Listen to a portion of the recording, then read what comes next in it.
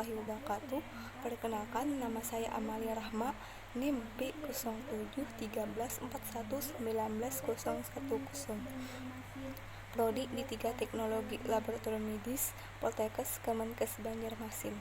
Tugas Parasitologi 2. Di sini saya akan menjelaskan tentang Plasmodium sp. Siklus hidup Plasmodium sp ada dua, yaitu fase di dalam tubuh manusia atau fase Ski-Jugun dan fase di dalam tubuh nyamuk atau fase Sproguni. Fase di dalam tubuh manusia atau fase Ski-Jugun terbagi menjadi dua, yaitu siklus ekoeritrositik dan siklus eritrositik. Siklus ekoeritrositik, sporozoit infeksius dari kelenjar ludah nyamuk Anopheles betina dimasukkan ke dalam darah manusia melalui tusukan nyamuk tersebut. Dalam waktu 30 menit, jasad tersebut memasuki sel-sel parenkim hati dan dimulai stadium ekoeritrositik pada daur hidupnya. Di dalam sel hati, parasit tumbuh menjadi skijon dan berkembang menjadi merozoit. 10.000 sampai 30.000 merozoit tergantung spesiesnya. Sel hati yang mengandung parasit pecah dan merozoit keluar dengan bebas. Sebagian dipagosit. Oleh karena prosesnya terjadi sebelum memasuki eritrosit, maka disebut stadium pre-eritrositik atau exoeritrositik. Berlangsung selama 2 minggu. Pada Plasmodium vivax dan Plasmodium oval, sebagian trofozoit hati tidak langsung berkembang menjadi skijon, tetapi ada yang menjadi bentuk dorman yang disebut hypnozoit. Hypnozoit dapat tinggal di dalam hati sampai bertahun-tahun. Pada suatu saat, bila imunitas tubuh menurun, akan menjadi aktif sehingga dapat menimbulkan relaps atau kekambuhan. Siklus eritrositik.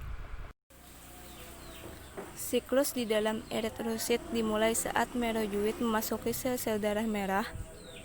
Parasit tampak sebagai kromatin kecil, dikelilingi oleh sitoplasma yang membesar, bentuk tidak teratur, dan mulai membentuk trofozoit.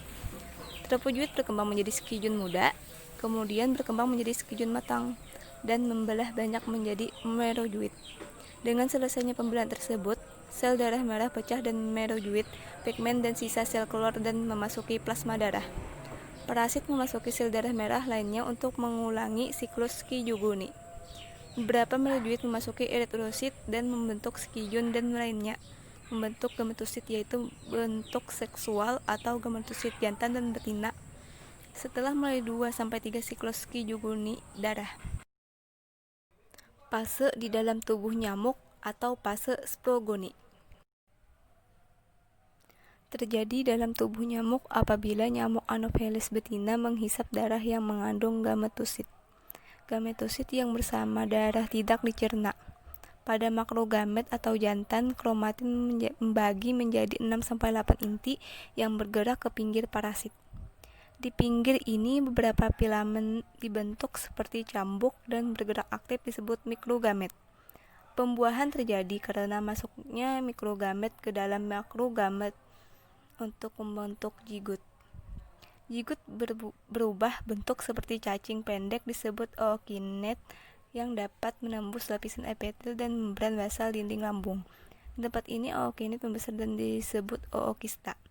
Di dalam ookista dibentuk ribuan sporozoit dan beberapa sporozoit menembus kelenjar nyamuk, dan bila nyamuk menggigit atau menusuk manusia, maka sporozoit masuk ke dalam darah dan mulailah siklus ekstra eritrositik.